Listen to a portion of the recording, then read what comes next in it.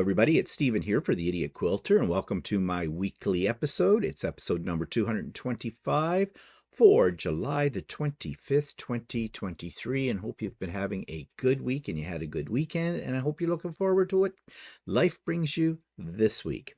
So let's jump right into current projects. So I finished the Quilt of Valour quilt. This was a kit that I bought at the Canadian National Quilt Show. The instructions for this one were very clear, fairly easy quilt to do because it's basically just creating borders around a panel. The little poppies are pieced, and I have it all quilted and all ready to go. And let me just see if I can give you a bit of a close-up here on the quilting. And I should be able to. I found a design, I think, that works very well with it, as you can see. Best shows up here in the black, but it's maple leaves with swirls. And that went along very, very well. I'm very pleased with the end result. Now, I do have to admit that there is one little thing I'm concerned about.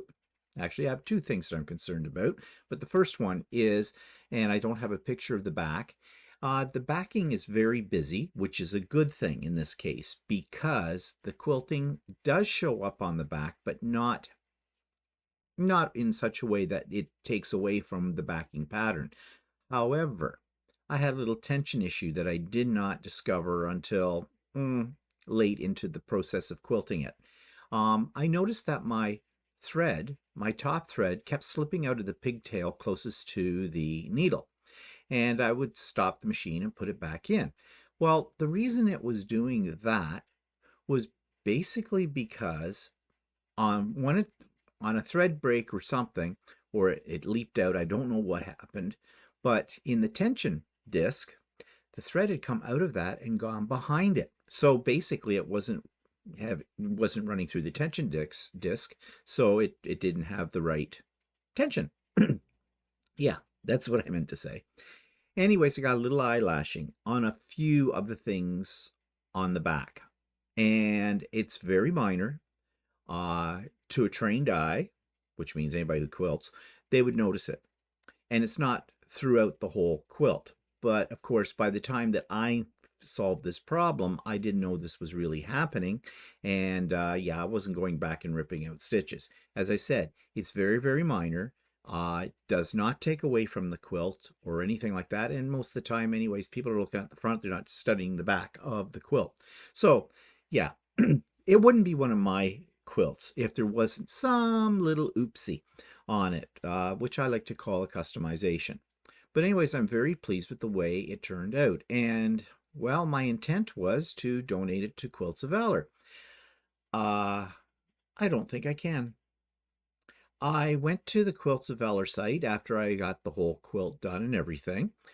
Because it was a kit, I assumed it filled the requirements for Quilt of Valour because they are a little bit precious about what you send to them, and okay, rightly so.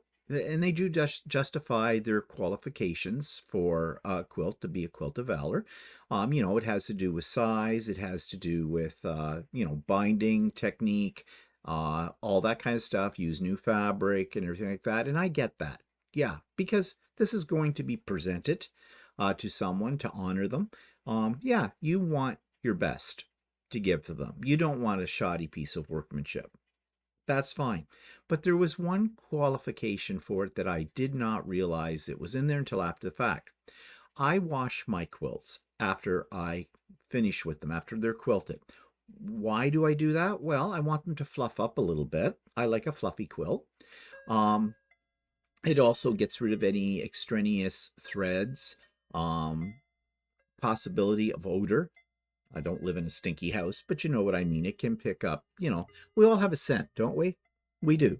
You walk into somebody's house, excuse me, frog in my throat. You walk into somebody's house and there is a scent. Not necessarily overpowering, but we all have that. Let's not forget we are mammals. I mean, dogs recognize each other by scent. We've probably lost that ability for the most part, but we still have a scent.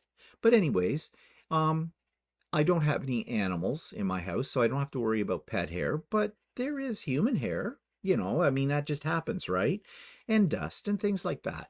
So I always give them a nice wash. You know, I put it on a gentle cycle. I wash it in cold. I put in a couple of color catchers just in case. Um, and uh, and I wash it for about 26. I put it on the delicate cycle for about 26 minutes is on my washing machine, and then I throw it in my dryer. And to date, have not had a problem with any quilt that I've made. And they come out and they look very nice. In fact, what you're looking at right now in front of you, that quilt has been washed. Okay? Looks fine to me. And I would never want to present a dirty quilt, so to speak, to anybody. And I get that. That's one of the requirements for, well, actually, it's not a requirement. You would think it would be. It's not. I'm sorry. I have definitely have a frog in my throat, and I wish it would leave. So anyways, then I saw the requirement under the list of qualifications for Quilt of Valor. It says, do not, and it's in bold, do not wash. They want to keep the quilt crisp. Okay. I have a problem with that on several levels. One, what I just said. I want to make sure there isn't any of my dust and dirt on the quilt if it's going to somebody else, even if it was going to me. I wouldn't want that. And second of all, isn't a quilt supposed to be fluffy? You don't want to give somebody something that feels like cardboard, in my opinion. But apparently that's not the same opinion that is held by the Quilts of Valor. So guess what? I don't fulfill that requirement. I wash the quilt. I guess I disqualified it from being a donation. Now, I know it's probably going through your mind all kinds of things. I decided to investigate this further. I went onto the Canadian Quilts of Valor site. I found the representative closest to me that collects these quilts. Closest one's about an hour and a half from me. It's in a place called Trenton, Ontario. There's actually a military base there. They had her email address, so I have emailed her. I have not heard from her. I did this yesterday. Maybe she's on holidays, hasn't checked her email yet, whatever. I'll give it a few days. And I asked specifically. I said, I have this quilt. It was from a kit that I bought at the Quilts of Valor booth at the Canadian Quilt Show. It fulfills all the requirements except for that one about washing it. And I'm wondering why you have that requirement. Can you explain it more than just saying you want the quilt to be crisp? We'll see what kind of answer I get back from that. But I'm very disappointed. Very disappointed because, you know, they're looking for donations. I get the fact that, you know, they want them to be brand new. They don't want used fabrics in it. All those things make sense to me. The only one that does not make sense to me in the way that they have explained it is the one about the washing. So now I had mentioned this on Saturday on on Sunday on Stephen and Walter Live, and several of you have written comments to me. So, well, maybe you maybe you have a veteran or somebody in your area that you know you could give it to them. I don't know any veterans personally. We do have local branches of the Canadian Legion. I suppose I could contact the president of the local Legion and say, you know, I have this Quilt of Valor kind of thing. I'm wondering if there's someone in your group or something that would be, you know, you would like to have them receive this for whatever reason. But here's the other problem with doing that. The whole idea behind a Quilt of Valor, from what I've been reading, and I've read their website from top to bottom, page to page, the whole thing, and I agree with their philosophy for the most part, is they want it to be special. It's to be an award. It is not a surprise gift. It is to honor them, and there's a ceremony that goes with it as well. Well, you know, just giving a quilt over to a Legion or to somebody that's a veteran is not the same as a presentation from the Quilt of Valor Society, Group, Association, whatever you want to call it, because that makes it even more special. Okay, so yeah, so right now it's in my stack of quilts. Where it will go from here, I have no idea. Maybe I could convince Quilts of Valor that you know, I sent a picture of it as well to this contact person. Maybe I could convince them to take it as a donation. But you know, there's something irks me about that. Why should I beg to give a donation? Think about that. I mean, the word donation means to donate, to give freely. You know, why should I have to beg? Please take my quilt. I'm sorry, I washed it. It's okay, it's fine. I'm sorry, I'm sorry. Yeah, I'm not doing that. Okay. And that's all I'm going to say right now. I'll wait and see what kind of reply I get, what I'm told, if this woman answers me or not. If I don't hear from her in a few days, I might send a message to the upper echelon, to the president or whoever looks after Quilts of Valor on a national level, and say, you know, I tried to find out about this. I never got an answer back. Yeah, but you know, maybe that's a little bit too much work. So we'll see. Anyways, that's the story about the Quilt of Valor. Little disappointing and disheartened. There you go. Okay, moving on. All right. So here's the pictures of the kitty quilt or quitty, rented lips. This is a picture of the 2 cat blocks that will be part of the Art East Cat Scratch quilt that I'm working on. And my friend Jan, thank you, Jan, pointed out to me that there's a mistake in one of these kitties. And so I talked about this on Stephen and Walter Live, and I said I would reveal today where the mistake is. And if you could spot the mistake or mistakes, because actually there's a mistake in both of these little kitty blocks, to, you know, put it in the comments. I believe I had several comments. One person said the first mistake, and it's the only one they identified, is in this top kitty. And if we look right down in here in his little cheek, you see that little green triangular piece? That isn't supposed to be there. That is a block. I flipped it 90 degrees. I needed to flip it back 90 degrees so that little green piece is over here, and then this little cheek is formed correctly, very much like this one over here with the brown one. So this one has a brown one, which is part of the kitty's body, and this one has a green one that is part of the background. Okay, but Brenda, and I'm not sure Brenda who, but Brenda sent me actually a text message identifying the mistake in both of them. She spotted the green triangle, but she also spotted down here in the cheek. If you notice, this cheek looks more like a cheek because it has that angular piece there. This one is just a solid white block. It's not supposed to be. This kitty looks like he has mumps. Okay? There's supposed to be a little green piece. Well, you see, these cats are a mirror image of each other, right? So this cheek here would be this cheek here, and it would have to have that green piece here in the background. So, Brenda, you got both of them. Is there a prize? No, but thanks for being observant and playing along. So here's what they should look like. I have corrected them. So now they're both correct. Now, one other thing about this block, you will notice there is some color differences, okay, which does not bother me.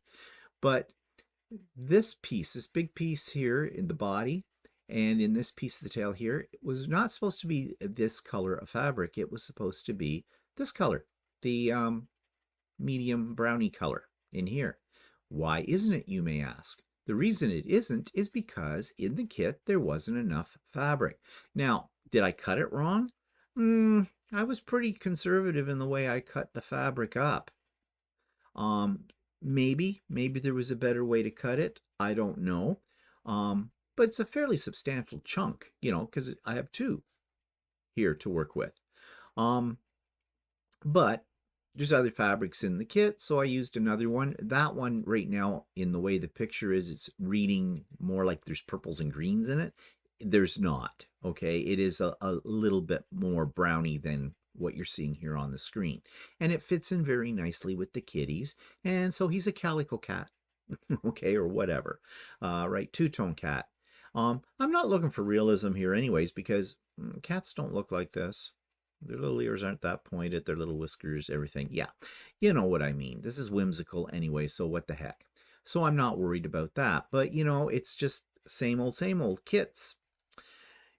You know, I wish when people put together kits, I'm sure you've run into this problem. Not enough fabric for one part or something like that. And then you're scrambling in your stash looking for something you can use, or trying to get the same fabric again to complete the design. Okay, you pay a lot of money for a kit. Couldn't they just add to every piece of fabric they put in, add like a quarter of a meter or an eighth of a meter more? Like, be a little generous in your cut. Okay, maybe it makes the kit a little bit more expensive, so it makes the kit a little expensive. I'll pay an extra few bucks as long as I know that I have all the fabric that I need for it with a little extra, because we make mistakes as well. Well, at least I do. So yeah, so that annoys me.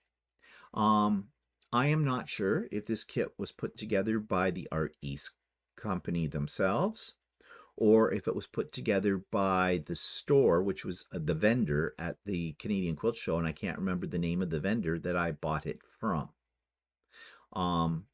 So either way, though, just, any place out there, I send this out to any quilt store or organization, whatever, that puts together kits. Don't be so friggin' cheap, okay? Just add a little extra fabric. If you've got to charge $10 more for your bloody kit, then charge $10 more for your bloody kit. But anyways, I fixed those two cats. It wasn't hard, but it was a bit annoying because I had to get up here, right?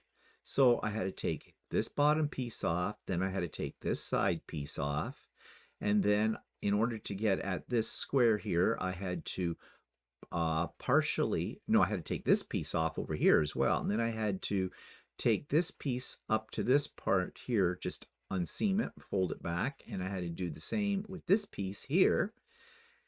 So I had partial seams then at that point, and then, maneuver my way around in there and get them all back together, and I did it, and it's fine, and it's fixed, and yeah. So it's very easy to get mixed up in something like this because of all the number of little pieces. And, I'm an idiot, so I did. Okay. So anyways, that's what I have been working on here. And that takes me next to some announcements. Okay. Tomorrow's Wednesday, so Sewing with Stephanie and Stephen, as usual, starting at 9 a.m. Link is in the show notes. You know the drill. All are welcome. And now we're doing something new. I'm just going to give you a little hint. I can't reveal anything for a while, but we have created a collaboration amongst 4 of us. Stephanie Stitches, Shannon of Slay Art, Sean of The Guy Who Sews, and of course me, Stephen, from the Idiot Quilter. And we call ourselves the 4S Club. Yes, it's S. Because our names each start with S. Okay, that makes sense, right? We have something in the works. It's a collab. We are not going to reveal it until into September, what it is. So stay tuned. This is all I'm going to talk about right now. I can't give away anything more, but it's going to be fun. Okay, that's all I'm saying about it. No. Don't ask me for any more. Wild horses won't get it out of me. No. Well, I will say one word. It involves a challenge. That's all I'm going to say. No more. Quite frankly, as an aside here, I'm the worst person for keeping a secret. I mean, if people say to me, please don't tell anybody else, I'll just say, please don't tell me. Because I can't guarantee it. Because I'm an open book. I'll tell people anything. If you haven't figured that out yet, you haven't been here long. Okay, moving on. I did some retail therapy. I was a little bored on Saturday, and I said to Walter, well, let's take the new car out for a drive and let's go over to one of my favorite quilting stores in a town a little ways over from us, and it's called Annie's Quilt Shop. And I wanted to get some more Christmas fabric. Now, I wanted to see if I could get some wide back Christmas fabric. No. That is very difficult to get. However, having said that, Um, on an online store that I am reviewing today here later on, um, they have some. They have 108-inch wide back Christmas fabric. So, and it's not a bad price. So, I'll be talking about that particular store called Maple Leaf a little later in today's broadcast. But anyways, while I was at Annie's, I bought 3 meters of these two fabrics. Now, one's red, one's green, same pattern. The green one is reading a little bit darker than it really is. Again, it has to do with lighting, taking pictures, computer stuff, and all that. I bought 3 meters of each of these, and I have used the 3 meters now because they became the backing for the Tomty quilt, which I now have all quilted, but I haven't got it bound yet, so that's why you're not going to see it this week. You will see it possibly later in the week on So Chatty or on Stephen Walter Live, but for sure next week on the Idiot Quilter as well. But I bought that. Their prices are not good on Christmas fabric. I think this was about $22 a meter. So it ended up costing me, with tax, about $142 for 6 meters of fabric. Not a good price, but you know, when you can find a good price on fabric, go for it. But I love her store. But when we got to her store, something very strange. Now, this store, I'm going to throw up a picture here for you. This is the best I could get. I should have, if I'd been over there, had thought about taking a better picture. This comes from the website, so there's writing all over the top of it. But you can see it's in what looks like a really old house kind of a thing. Well, it's a really quaint setting because it's just off a main road, and it's a whole little western town. But it's basically shells of things because they shoot a lot of movies or television programs on this site, and her shop is part of this little western street scene, and it's kind of a unique experience, you know, a neat little place to check out. However, when we got there, there were extra buildings to the point that where you used to park, you couldn't anymore. These extra little buildings that they've put up there for, I guess, an upcoming production are taking up what's left of the parking lot. And there isn't much of a parking lot to start with. We almost turned around. There weren't any parking spaces, although we did see one car look like the lady was going to be pulling out soon.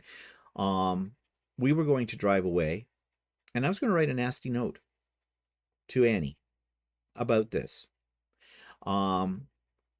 We decided to turn around, come back, and when we did, that other car had left and we were able to find a spot, so we went in. And I'm glad I didn't write anything because when I got into the store, Annie's there. She's a really nice person.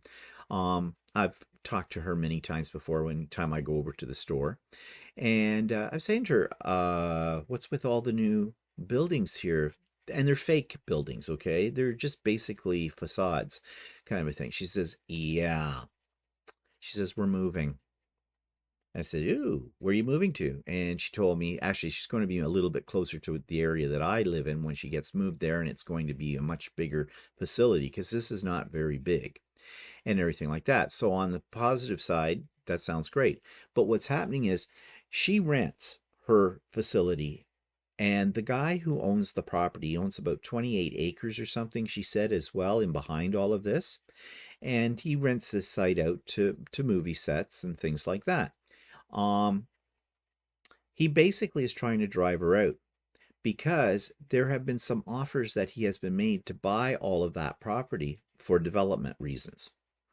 And I guess he's 75 years old. He was offered at one point during COVID $3.5 million for the property, and he refused it.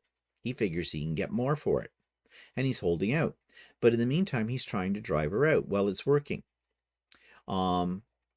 He knows that the placement of those buildings, the way that they are, and how much say he had in where they were actually going to go. It's his property. He sounds like an ornery old crap box of a guy. Anyways, grumpy old man. I can relate. And he anyways, is not making it easier for her. So she is about to finalize a new location and she's getting the hell out of Dodge, yeah, basically.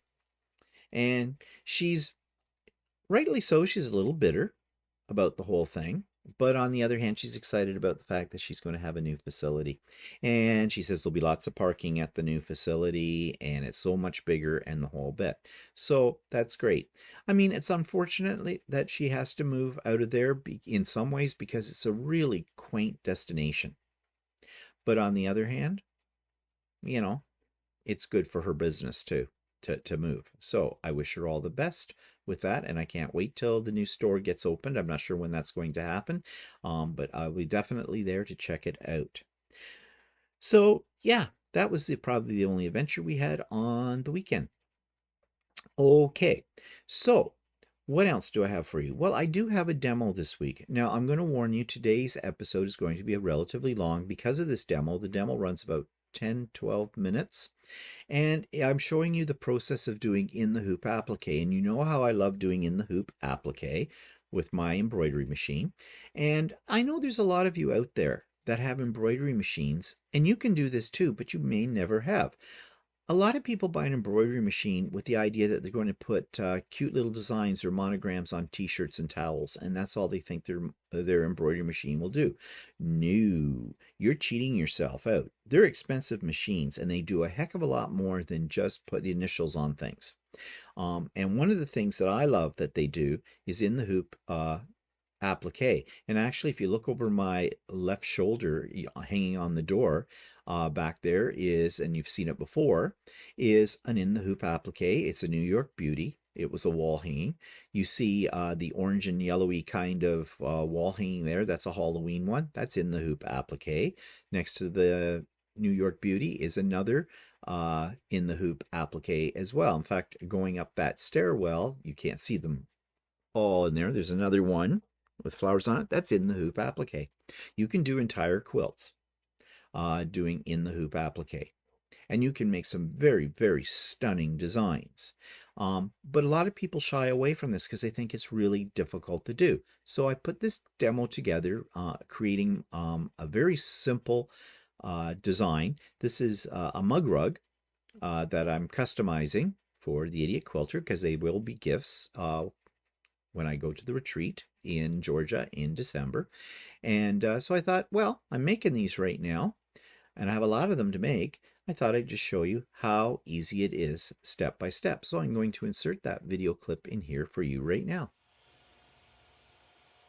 I thought I'd show you how I make my customized Idiot Quilter mug rugs. And here's one right here. It's not completely finished because I haven't put the back on it yet. But I thought I'd just show you how I use my embroidery machine, which is over here, to create these.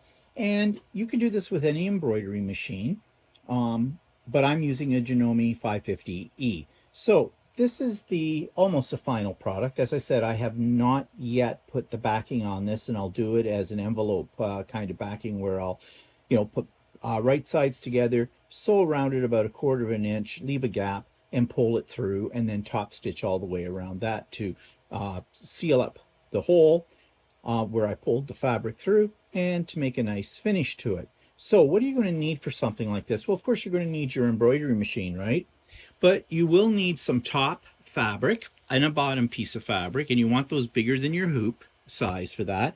I am using the 20B hoop, which is a square hoop on the Janome 550E.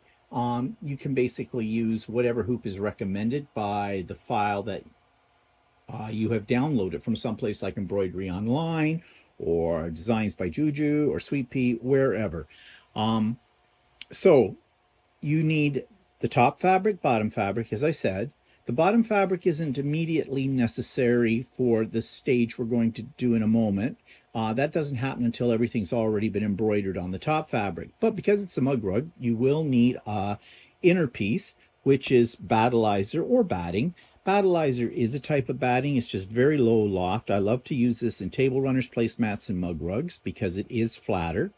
And you're going to need some no-show mesh stabilizer. Now, no-show mesh stabilizer is usually used in when you're embroidering on, say, like a t-shirt or a shirt or something like that, because it's very soft and you leave it in. You can trim around it on the back of the piece, but you leave it in. It does not shrink. It does not dissolve in water. So when you wash the garment with this in it, it'll be fine. But if you take a look at it, you can see right through it. But you see the weaving? And that's what they call no-show mesh. Now, because this is a mug rug, and if you didn't have any no-show mesh, you could use a tearaway or cutaway stabilizer as well, just keeping in mind it is going to be inside your project when it's done, and over time when that type of stuff gets wet, it does sort of disintegrate, but it'll be inside, so it may cause maybe a little pilling over time, but you may not be washing these that often. So if you don't have no-show mesh, you can use something else as well. You could also use 2 pieces of battleizer if you wished as well. You might even, depending on your machine, you might even get away with just using the top fabric and the battleizer and not worry about any stabilizer. But depending on the number of stitches in your design, you might want the stabilizer as a little extra reinforcement of the project. So let's go around here to the 550E, and I'll show you that I have it already set up. And what I have here is it's all hooped. I hooped the battleizer and I hooped the top fabric. I'm going to float, term used is float, the no-show mesh stabilizer, and I usually use a double layer of that. Again, it's all to keep things from puckering, depends on the number of stitches. I like to err on the side of more is better in this case, but I will slide that under the hoop and then I will do the design. Now let's take a look at the design. I did some editing. I basically, let me show you the whole design. I basically downloaded the gnome, and this is an in the hoop applique design along with embroidery, and I'll talk more about that in a moment. I added the words, the Idiot Quilter, and I just used the editing program that's built right into my embroidery machine. You don't have to have an external or standalone piece of software to do this. Most embroidery machines give you some limited editing qualities, and usually you can add words and flip them around. So just check your manual in your machine if you've never done this kind of thing before, just to see how you do that. I also put in all of these little curly lines. This is my quilting. Again, this was a pattern that I downloaded from one of the machine embroidery websites, and that design I will be doing first. It's all over design on the mug rug, and then on top of that I'll be doing the embroidery and the applique and everything else. Now on my machine this looks very busy, but what I can do is I can isolate each step of the way. So if I push this button, you'll see the first thing is the embroidery, or not the embroidery, but the quilting on this piece. So I have everything loaded up here. I have my thread loaded up as well for this. And because these are fun and kind of whimsical, I don't get that concerned about the color combinations. I go with the philosophy bright and bold, just because they're fun. But you can select whatever color you want. So the first thing I'm going to do is get the machine going here, and it will be embroidering the quilting for this piece. I have started the embroidery machine, and you can see that it is doing the quilting on this piece right now, which is going to take it a little bit of time. Here's the design that it is creating. And on my machine, you can follow the progress by seeing the little crosshairs move around the pattern. So I will come back and show you when it's getting very close to the end of this. Okay, so the embroidery machine has finished all of the quilting on here, as you can see. And now I can start working on the main part of the design. And the next thing is the words, the Idiot Quilter, along one side of this. Now I'm choosing when I'm doing these because I'm making quite a few of these in a row, and to reduce the number of times I have to change the color of my thread, I am going to use the same color thread for the words on here as I used in the quilting. However, of course, you're perfectly free in any design you pick to choose the colors you want that work best for you. So I'll get this started. And what the embroidery machine is doing right now is it's starting to sew out the words that I have here.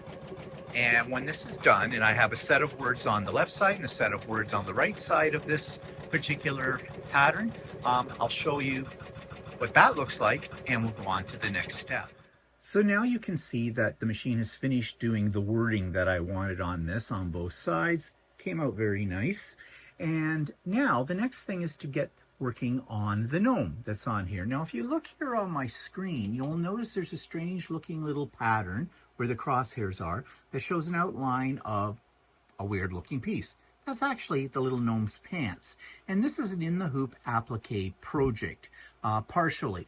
And so this is one reason why I picked this to show you, because a lot of people know that their embroidery machine will embroider, but did you know you can do applique in it as well?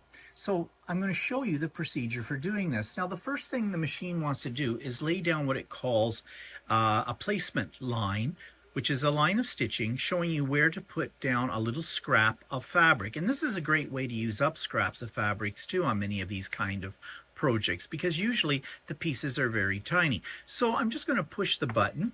Oops, put down my foot first. Now I'll push my button. And the machine is going to stitch out an outline so I know where to place the fabric. Now, what I was going to say about in the hoop appliques, you can switch the thread around so it matches your fabric, but because later on in this process there's going to be a satin stitch done all the way around so that the raw edges of the fabric are covered, at this point you can use whatever thread you want. I'm trying to cut down on the number of times I have to thread change, so I'm just using the same color thread as I used in the quilting and in the lettering.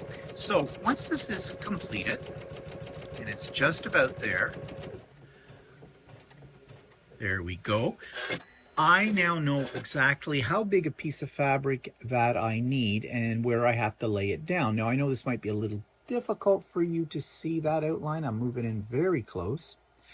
But I have already pre-cut some fabric scraps, and I always cut bigger, a lot bigger actually. Well, you can go as big as you want, you're comfortable with.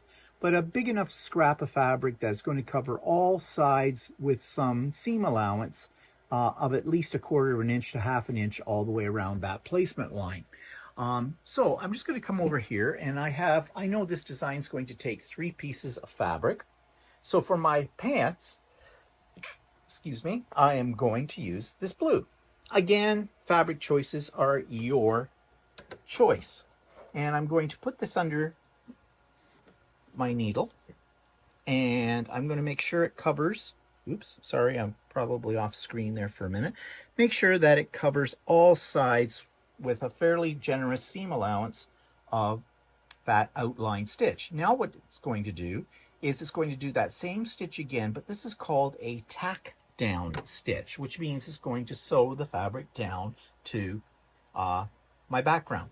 Now don't worry that you're going to have all this overhanging of fabric. I'm going to show you how you trim that up in a minute. So let's get this going.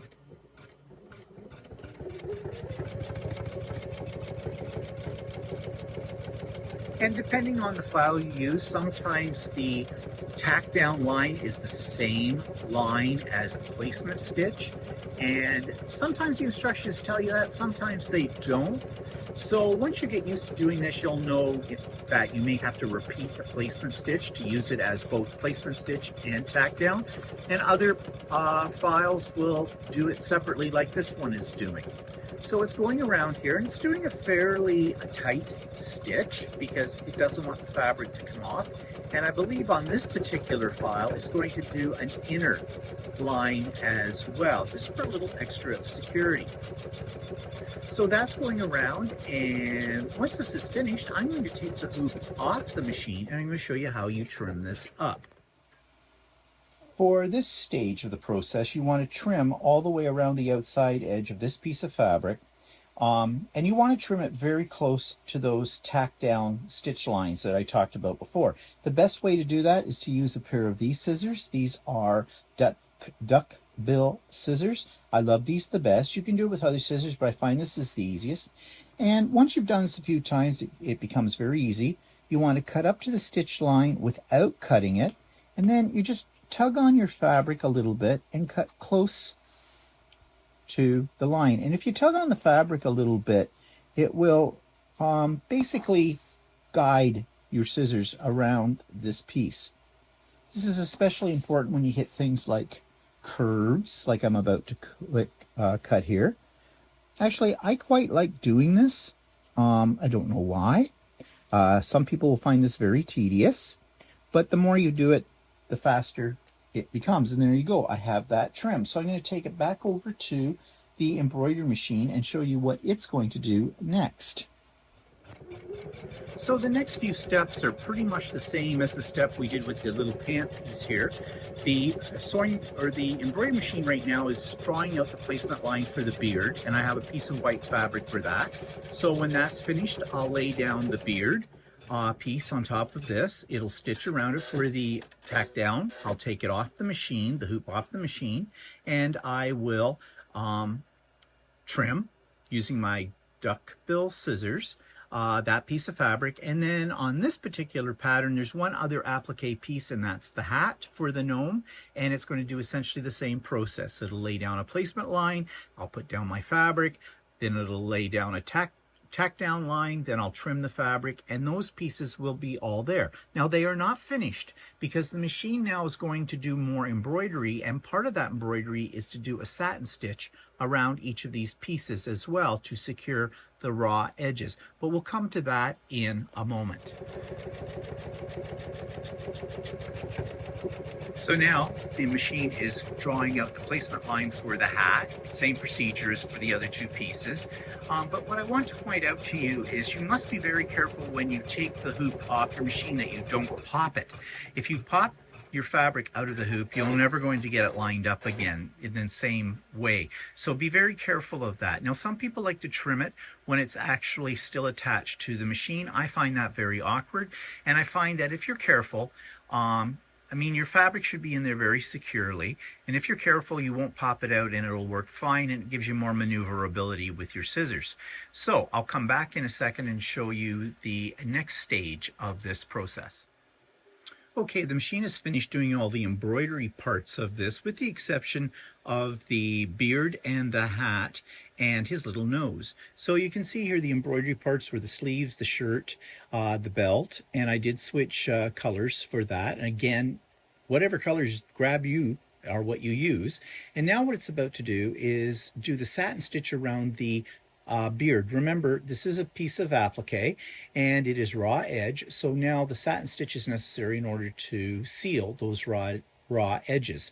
And this is why you cut very closely to that tack down line so that all the raw edges, any of the threads that are coming out of the fabric are encased within the satin stitch. So that's what we're going to do now, and I did switch my thread to match the beard as well, so I went to a white thread.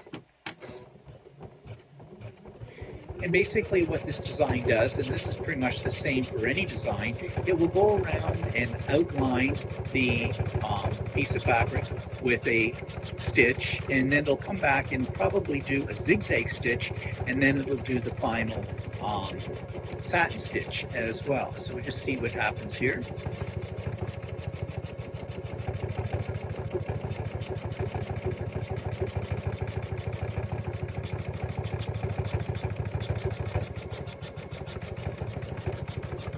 And so there is the zigzag stitch going around. That just secures the fabric.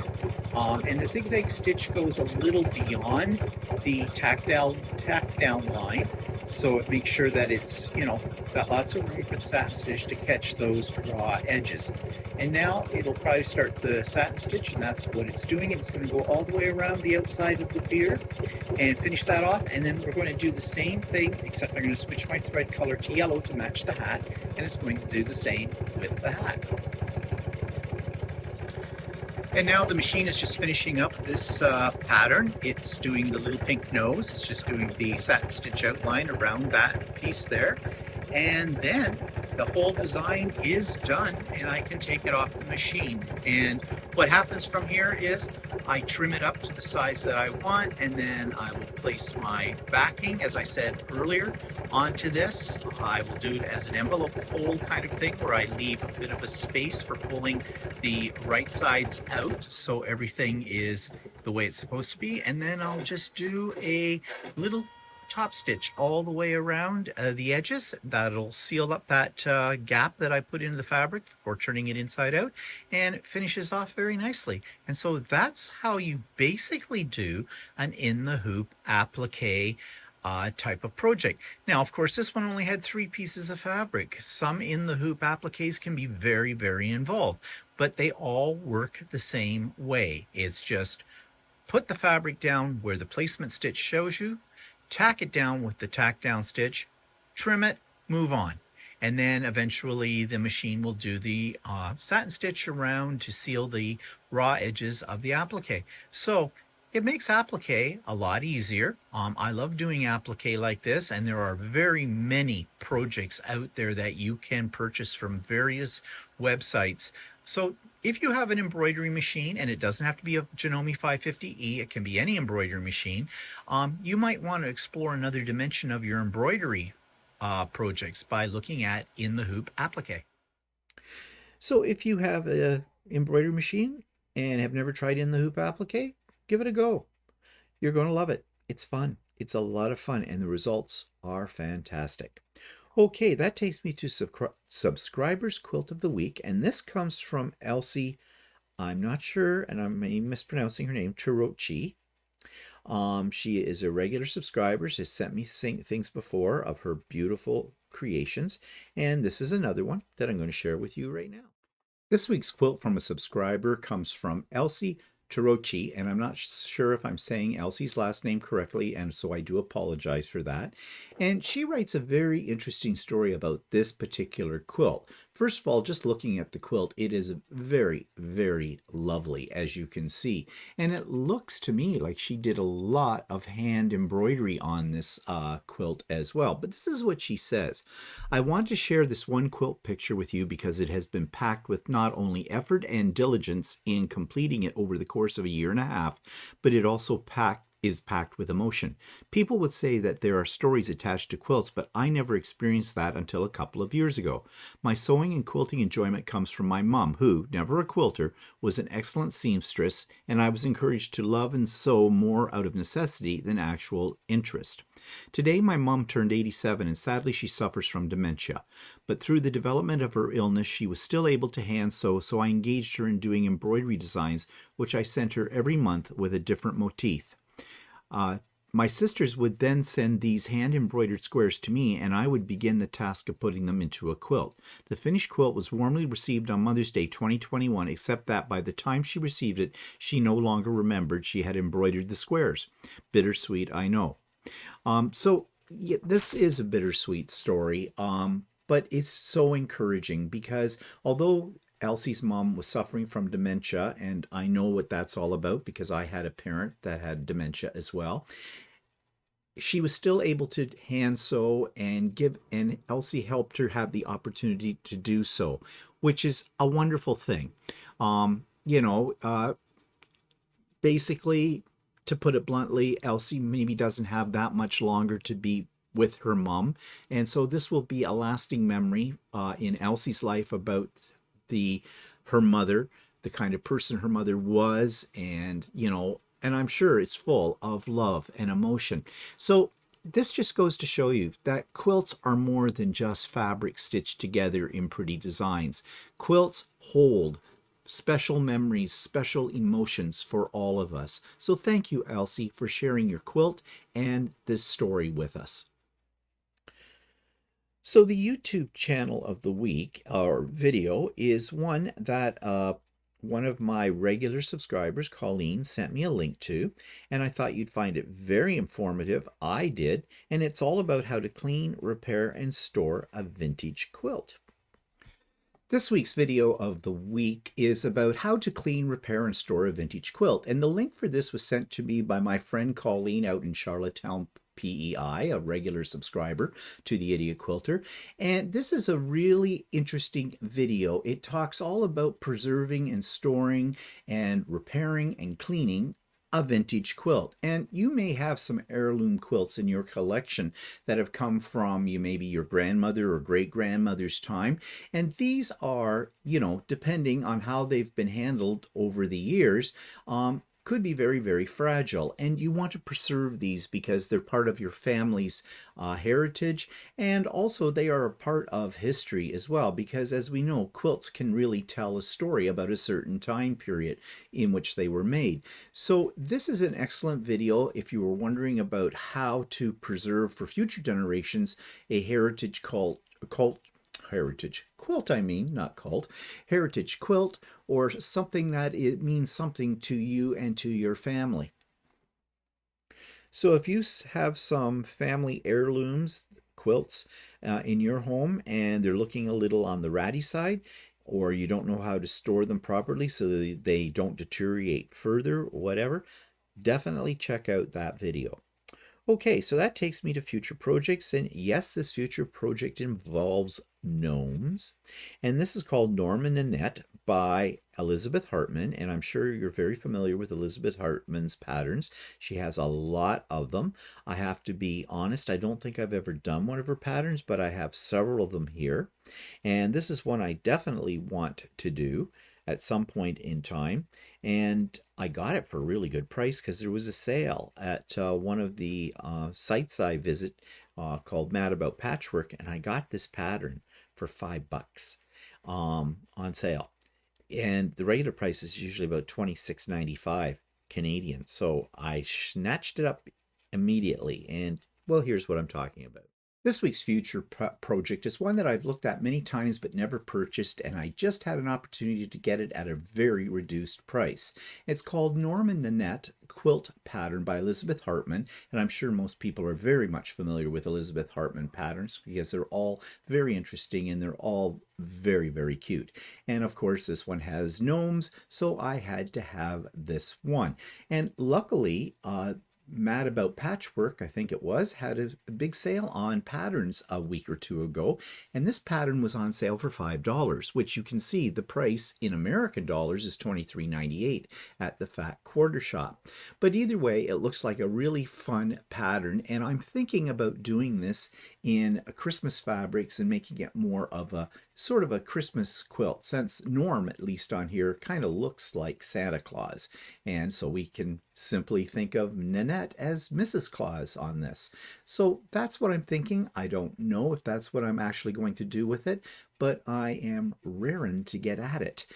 So if you're interested in this particular pattern, then I have put the link to the Fat Quarter Shop for this. But if you do a search, I'm sure you can find it in other quilt stores as well. So I do have a interview this week with someone very fascinating. This is Ellen from Campbell's Creations. Wonderful lady, wonderful applique that she does, and you'll see that in the interview as well. And just a really fascinating lady because she is so much about educating people about how to quilt, especially kids as well. So here's my teaser for that interview. May I tell you why I do that? Yes, you may definitely tell me why you do that. Okay. As I was explaining, when me and my mom and sisters and stuff was making quilts at home, we used what we had on hand. And we had a lot of knit fabric, and knit fabric was the warmest fabric you could make a quilt out of. It would keep you so warm that would be the only thing you would need on your bed. So I learned how you can take the knit fabric and line it with a stabilizer, which is more like a interfacing with the binding on it. You can line it with that. Once you stabilize your knit fabric, it's not going to stretch out of shape. You can go on and make your blocks You can glue down your seams when you iron them. They'll stay open because I like pressing my seams open, especially when you're dealing with bulk. When I'm You will find a link to the interview in the show notes below. It goes live today after this video goes up, so do check it out.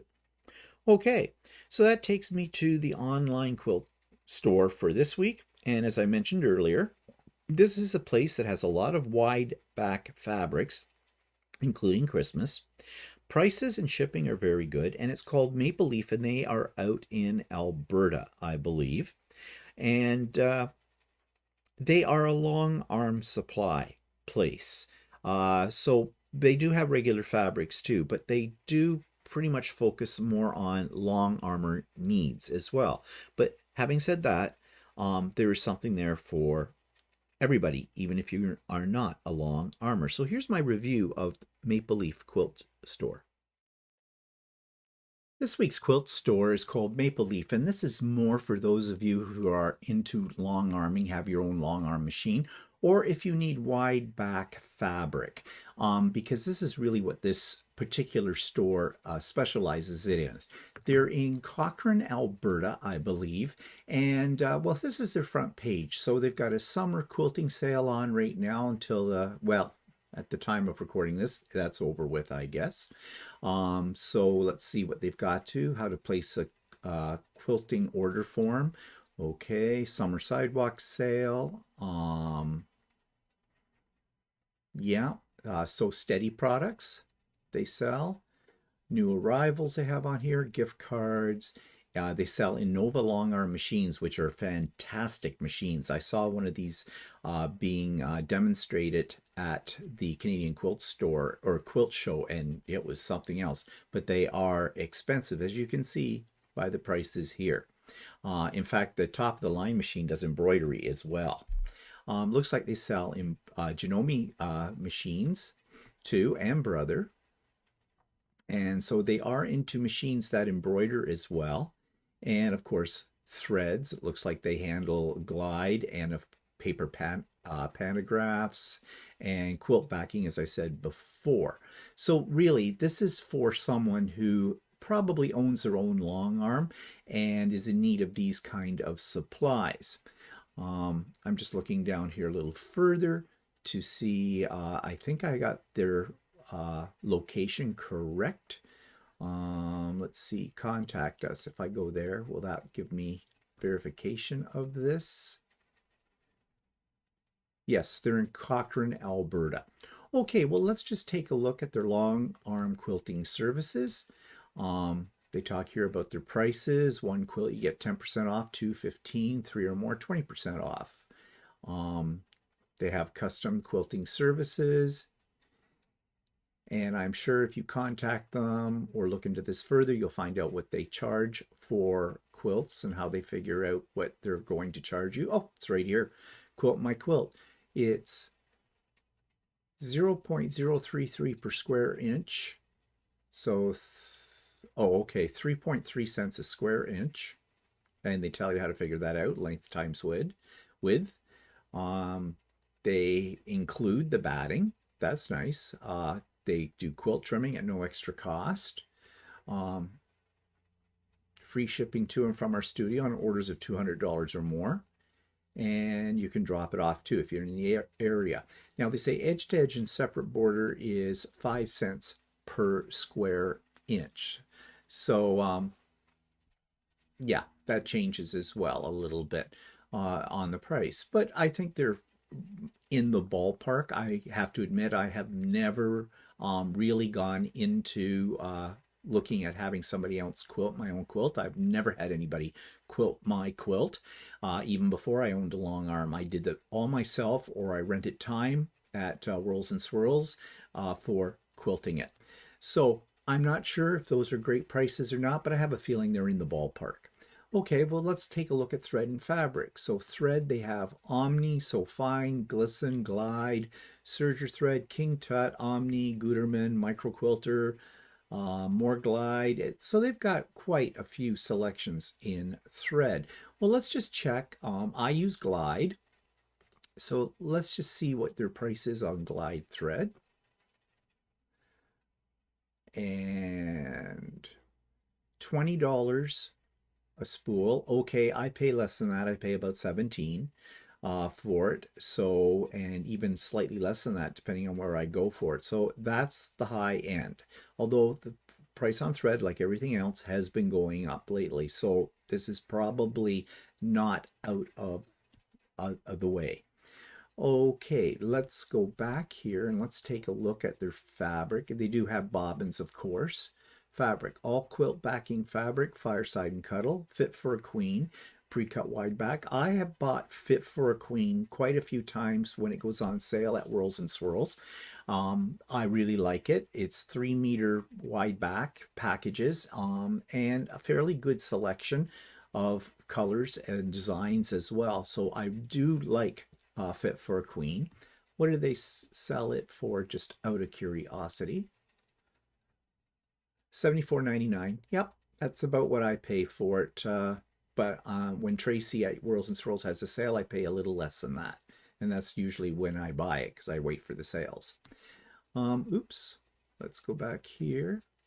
They have bolt ends as well. So let's take a look at all quilt backing. Wide back quilt fabrics range in width from 60 to 120 inches. Okay. They sell their fabric by the quarter meter. So if you need a meter, multiply it by 4. So $7.50 a quarter meter. So and $7 and $8 and $9. So it looks like the range of prices here is let's see, as low as $7, that'd be $21 a meter, rate up to $36 a meter. Again, all in the ballpark. But what I really like about this site is the selection of wide back that they have. And you can see they have quite a bit. And when you go into your local quilt store and you're looking for wide back fabrics, it's very limited usually in the selection. At least that's what I have found. So buying it online from a place like this that's basically specializes in it is not a bad idea. And prices, I said, are actually well within the ballpark of what you can expect from this. Now, we'll have to check out shipping though and see what they charge for that. But before we do that, well, it's free shipping on all orders. It says up here for, I think it was $200. That just disappeared. So I'm not sure. We'll have to, let's go down the page, okay? And let's see if we can find this information here. Oh, geez. Okay. Their interface is bouncing all over the place here. It might be me. All right, let me see shipping. Here we go. So their shipping is, looks like it's Canada Post. Free shipping over $200. Well, that's easy enough to do within Canada. It's Canada Post. Okay, so let's see. I am in Ontario. So flat rate's $20. Well, that's pretty good. US, what's it saying here? US rates, $25 flat rate. That's Canadian.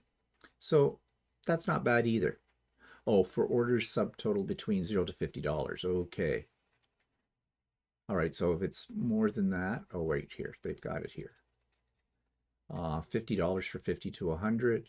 And if it's over $101, it's $60 flat rate. That's all in Canadian dollars.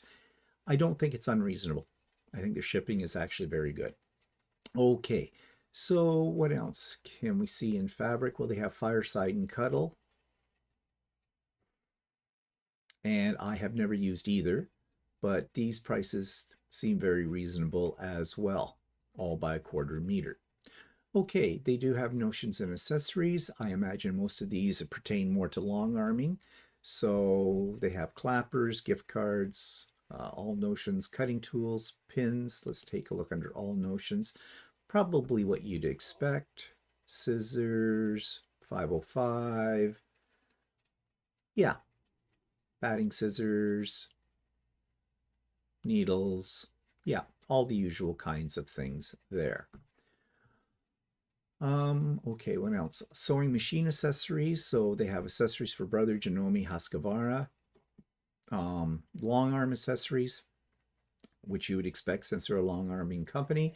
They do sell the Sew Steady products, which include tables and replacement parts, and they sell batting. Now let's take a look at their batting and see how they sell this.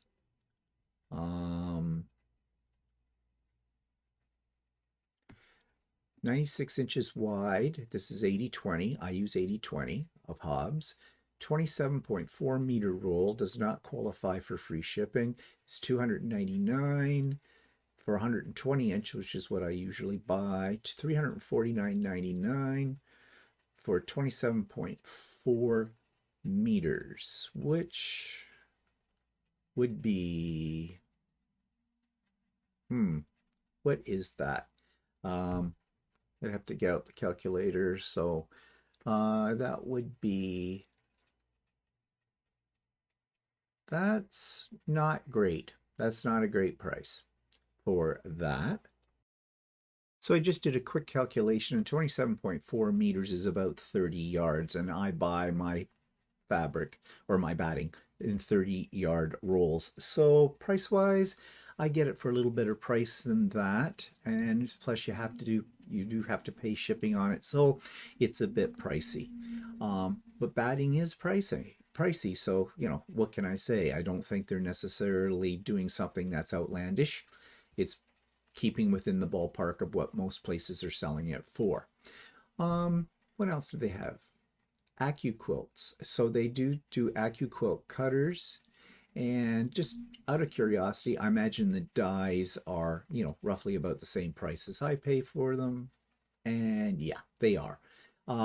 Really, a lot of these retailers that have AccuQuilt dies have to sell them at the price that AccuQuilt sets. So it's not really, any bargains unless they have a special sale at times. They do sell long arm machines, so if you're interested, you can get a long arm machine through them, and sewing machines as well. And then they have a clearance section. Let's check out their clearance and see what they've got on clearance.